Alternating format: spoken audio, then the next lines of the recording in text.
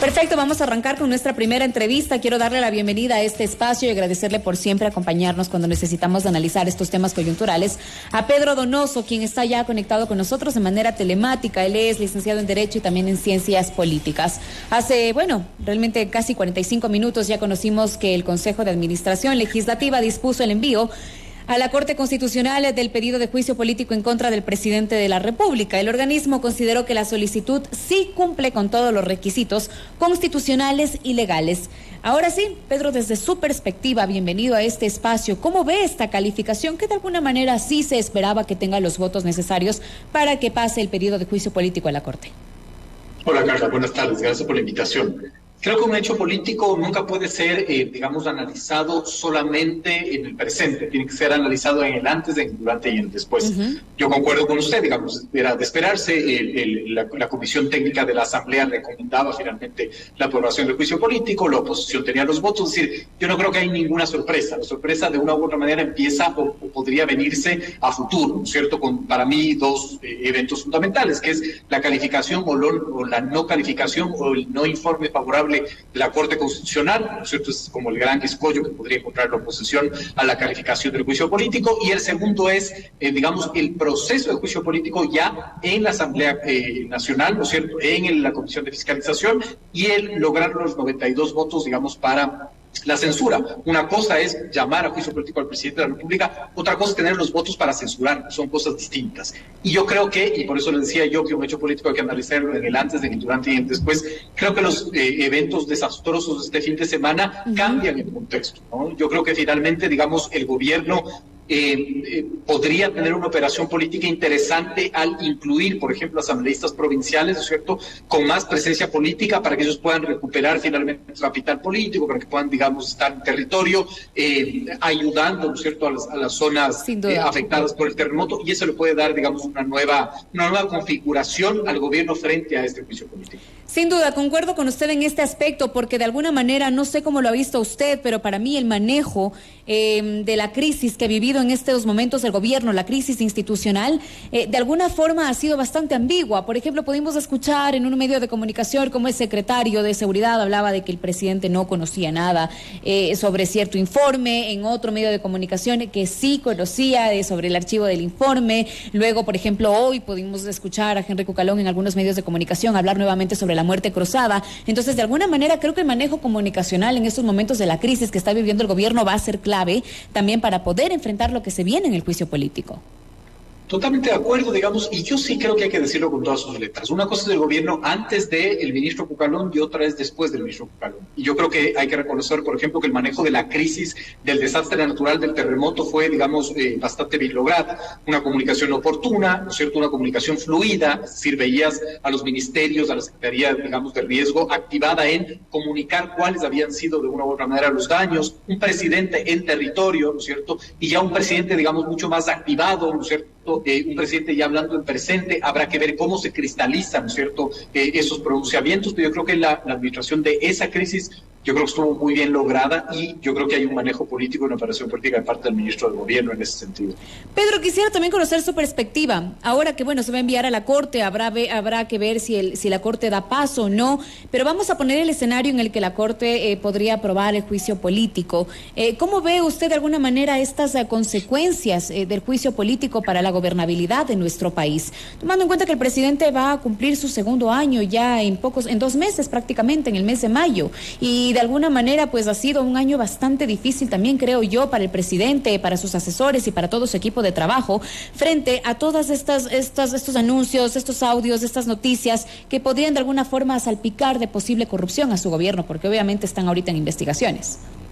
A ver, yo lo primero que sí creo que es supremamente importante decir es que la Constitución da válvulas de escape, ¿no es cierto?, a las tensiones democráticas. Y el llamado a un juicio político, que estemos de acuerdo o en desacuerdo, es otra discusión, pero el llamado a un juicio político de parte de la Asamblea es una válvula de escape democrática. Yo no creo que se puede seguir sosteniendo la narrativa de que es, digamos, un atentado a la democracia ni que es desestabilización. Yo no concuerdo con eso. Otra cosa es que finalmente se cristalice, y la arquitectura constitucional en el Ecuador le da la sartén por el mango al presidente de la República. Es decir, el presidente de la República puede activar la muerte cruzada en cualquier momento con la firma de un solo decreto. Esto hace que, digamos, en mi criterio, ¿no es cierto?, el juicio político sea una entelequia, digamos. Yo creo que institucionalmente no va a haber un juicio político y esa no va a ser la censura del presidente. Si es que no hay un juicio político, yo creo que el escenario del fracaso post-juicio político van a ser las calles, y esa sí es una válvula de escape compleja, ¿no es cierto? Esa sí puede entenderse como desestabilizadora, y esa es la que el gobierno no maneja muy bien. Recordemos los hechos de julio del 2022. A eso me iba. Incluso hay que tomar en cuenta ya cómo la CONAIE se está preparando para salir a las calles. Ya han habido de alguna forma varios anuncios de posibles movilizaciones, incluso van a exigir a la Corte Constitucional que dé paso a este juicio político. Entonces lo que se espera durante las próximas semanas no va a ser fácil. ¿Cuánto tiempo va a tener la Corte para poder pronunciarse respecto a si da paso o no? Bueno, lo que dice, digamos, yo no soy experto constitucionalista, pero son 6 días, digamos, es lo que... Son claves. Son claves, entonces, sin duda, son claves en estos 6 días. ¿Y a qué me refiero con este tiempo? Porque también de alguna forma, mientras el presidente podría ser enjuiciado políticamente, estamos hablando de que en nuestro país esta situación política también afecta a los mercados. Económicamente, ¿cómo puede esto de alguna manera arrastrar a que tengamos, digamos, una economía bastante disfuncional en estos momentos en nuestro país, incluso tomando cuenta el riesgo país que porcentualmente ha ido subiendo de acuerdo pues a todas estas noticias que hacen que se pierda la credibilidad en el gobierno? Yo creo que ahí hay que hablar de los destiempos del gobierno de Lasso. Si el gobierno de Lasso no ha sabido administrar el timing. Es decir, cuando tenía una popularidad alta y una valoración de gestión alta, no convocó, por ejemplo, una consulta popular, que era el timing adecuado. Y ahora, en donde la crisis económica, ¿no es cierto?, y la situación social es mucho más compleja, el gobierno anuncia, por ejemplo, ¿no es cierto?, una inversión pública y social de más de 15.000 millones de dólares. ¿Por qué traigo a colación esto? Porque más allá del tema de los mercados, en la debilidad económica en la que se está desenvolviendo ahora, por ejemplo, el precio del petróleo, que, de acuerdo a estimaciones, caerá hasta junio del 2023, ¿no es cierto?, incluso por debajo de lo presupuestado. Vamos a ver, por ejemplo, el precio de los huevos, que son, digamos, un producto de primera necesidad, de empezar a crecer por el tema de la gripe aviar. La emergencia, digamos, del temporal invernal es supremamente grave. Es decir, cuando el gobierno ahora dice voy a invertir y voy a tener una importante inversión social, se vienen estas desgracias que van de una u otra manera a detener ese plan, ¿no? ¿Qué quiero decir con esto? Que la situación económica de una u otra manera abona finalmente para que la tensión política empiece a crecer. Y sobre todo, ¿por qué? Porque aquí hay un tema interesante también. Como sociedad le tenemos mucho miedo al conflicto. Cuando a la larga el conflicto no es el problema. Lo que hay que saber es conflictuar bien, finalmente, ¿no? Es decir, no hay que evitar que, por ejemplo, los movimientos sociales salgan a las calles. Lo que hay que hacer es quitar ese capital social. Sí, pero es que también pongámonos a pensar en la situación de por qué decirle, por ejemplo, al sector indígena que no salga a las calles, cuando de alguna manera ya ha pasado un tiempo prudencial. Desde octubre me parece que ya firmaron el convenio de las mesas de diálogo y los acuerdos a los que llegaron, y muchos de ellos no se han acentuado. Entonces también hay que tener palabra para que de esa manera la gente pueda creer en un gobierno, y de alguna forma no se ha logrado eso a través de las mesas de diálogo, que era algo clave.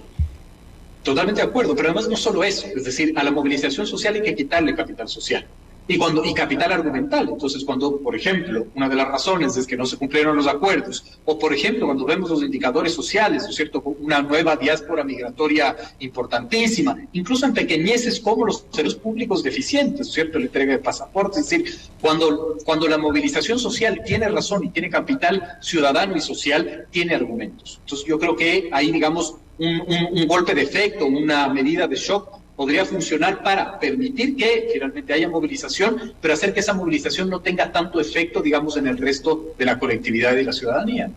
Sin duda, la verdad es que se esperan días bastante complejos. Hablemos también, digamos, Pedro, en estos momentos de cómo está haciendo el trabajo la Asamblea Nacional, que de alguna manera descuidó por completo también la aprobación de leyes para enfocarse netamente en el juicio político al presidente de la República. Entonces, también vemos de alguna manera que priman en estos momentos en el legislativo también intereses de bancadas más allá de los intereses ciudadanos. Bueno, digamos, eso es natural, ¿no? Es decir, digamos, yo no desfiguraría que ese es el trabajo de la Asamblea. La Asamblea tiene dos obligaciones. Tiene que fiscalizar, digamos, obviamente. Exacto, legislar y fiscalizar. Concuerdo con usted, digamos, que la fiscalización tampoco puede absorber absolutamente el 100% del trabajo de los legisladores. Hay que analizar bien, digamos, proyecto de ley por proyecto de ley. Creo que, de una u otra manera, sí, la Asamblea también tiene un déficit en ese sentido, al igual que el Ejecutivo, por ejemplo. Hay que recordar que vamos casi 2 años sin reglamento a la ley de tránsito, por ejemplo, y es una competencia exclusiva del Ejecutivo. De una u otra manera estamos viendo una crisis institucional, es decir, estamos viendo, digamos, que los organismos públicos no están cumpliendo con su labor de las 5 funciones del Estado, y eso provoca que seamos un país de 5 funciones del Estado, 5 en crisis y 5 en crisis de interfunciones también, ¿no? Lo que evidencia, digamos, el malestar ciudadano que se refleja en las encuestas. Bueno, que me llamaba mucho también la atención algo que usted ha nombrado y que ahora mismo también nos dicen a través de nuestras redes sociales, de que es importantísimo. ¿Cómo vería nuestro país, cómo quedaría nuestro país en el caso de que el juicio quede archivado desde el Ejecutivo? ¿Cómo se vería en estos momentos también todos los intereses que tuvieron algunas bancadas de que se dé paso a este juicio político, de que de alguna manera buscaron justamente la figura constitucional para que la Corte, digamos, pueda aprobar y no lo hace y lo archiva? ¿Cómo quedaría también en estos momentos la credibilidad del legislativo, que creo que también es importante analizarlo? Yo creo que igual, digamos, la credibilidad no va a moverse, es una credibilidad absolutamente baja también. El problema de ese efecto es que cuando reemplazamos la válvula de escape institucional por una válvula de escape nueva, esa válvula de escape son las calles.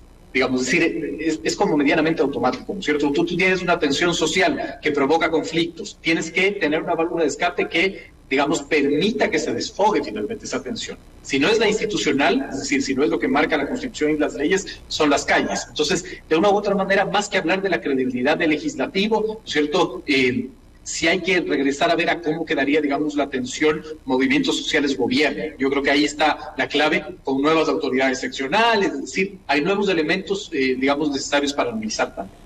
Bueno, definitivamente llama mucho la atención cómo se va a dar en estos momentos el juicio político por el ambiente de incertidumbre que también esto genera de alguna manera, porque el presidente de la República tampoco es que se ha pronunciado al respecto. Porque sí es cierto que hay un gobierno antes y después de Cucalón, como usted lo ha mencionado. El presidente poco ha hablado de este tema, incluso no acudió a la Asamblea Nacional cuando fue convocado por la comisión multipartidista que elaboró este informe. Entonces también habrá que esperar un pronunciamiento de parte del presidente, porque ahora que ya se ha dado en firme que pase a la Corte Constitucional el juicio político, se espera tal vez, o no sé, desde su perspectiva también como analista político, que el presidente se pronuncie al respecto, ¿no? Bueno, ha habido un pronunciamiento del gobierno en general. Sí. Si me pregunta a mí, ojalá el presidente no se pronuncie, porque cada vez que el presidente ejerce una vocería, es una vocería dinamitante, ¿no? Es una vocería errática, es una vocería indisciplinada. Yo creo que más bien el rol del presidente es el adecuado, por ejemplo, el rol de este fin de semana, es decir, alejarse de los temas, pongo entre comillas, políticos, ¿no es cierto?, y encargarse más de la gestión y permitir que el gobierno a través de comunicados sean los que se pronuncien con respecto al tema del juicio político, ¿no? Es decir, el gobierno, el presidente de la República en su vocería ha sido supremamente errático. Cada vez que el presidente de la República, digamos, da una declaración de vocería, provoca unas tensiones políticas fundas, desvía la atención. No nos olvidemos, por ejemplo, cuando el presidente fue en su gira a Estados Unidos y traía, digamos, unos temas supremamente interesantes para profundizar, pues el titular fue que Salazar haría la reelección. Es decir, el presidente no es dar vocería, y yo creo que mientras menos vocería tenga, es mucho mejor para el gobierno. Claro, eso desde su perspectiva, ¿no? Porque de alguna manera también la ciudadanía esperaba que el presidente acuda a la Asamblea Nacional de sus declaraciones y que en verdad en firme sea él quien mencione si es que sabía o no sabía del archivo de este informe que podría tal vez involucrarlo con la mafia albanesa. Habló posiblemente porque esto está ahora mismo en investigación.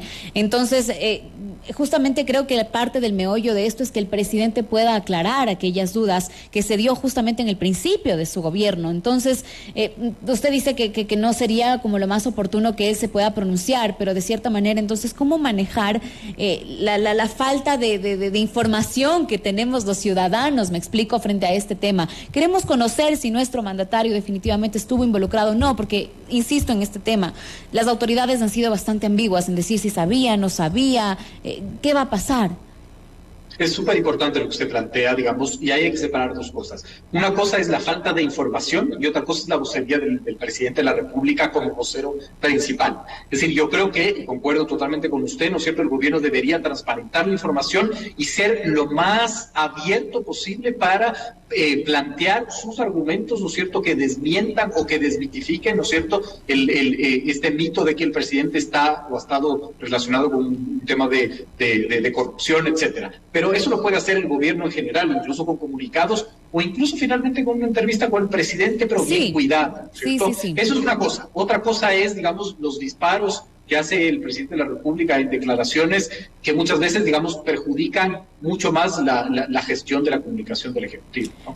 Y otra cosa, valga la redundancia, es si es que se da el juicio político, el presidente va a tener que acudir a la Asamblea obligatoriamente. Claro. No es, digamos, como en ir a la comisión del informe, exactamente. No es el mismo tratamiento. Sin duda, va a tener que ir a la Asamblea Nacional y ahí sí ante el Pleno, no solamente ante la Comisión, va a tener que dar justamente su ponencia. Quiero agradecerle muchísimo a Pedro Donoso por acompañarnos esta tarde y por analizar en este espacio de alguna forma pues los posibles escenarios frente a este juicio político. A esperar estos próximos días que sin duda, como ya lo habíamos mencionado, son claves dentro del manejo de esta crisis que está viviendo nuestro gobierno. Gracias por acompañarnos. No, por favor, gracias a usted. Muy amable, excelente tarde.